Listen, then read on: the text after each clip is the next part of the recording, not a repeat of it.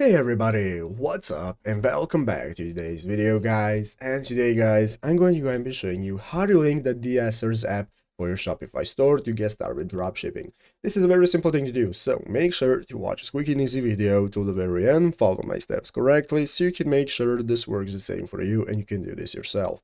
But yeah guys, let's get straight into it.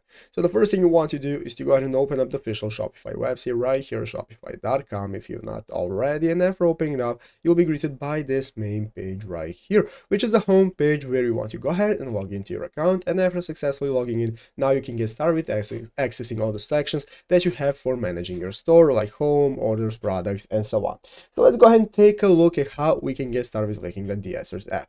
So basically guys, what we want to do is right here on the left side screen, you want to go under apps and click the add apps option.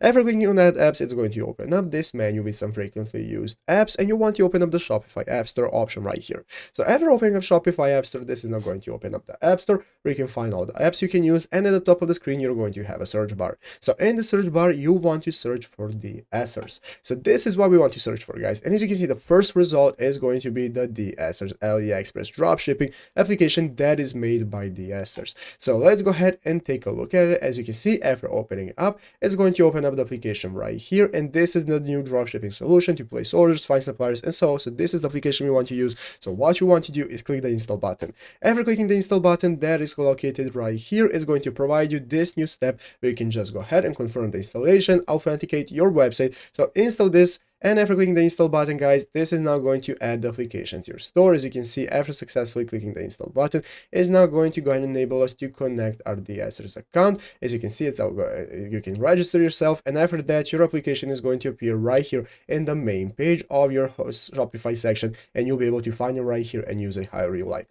But yeah guys, basically that is how to do it. So I hope this video was helpful. If it was, make sure to leave a like, subscribe to the channel. So guys, thanks for watching, take care, and bye.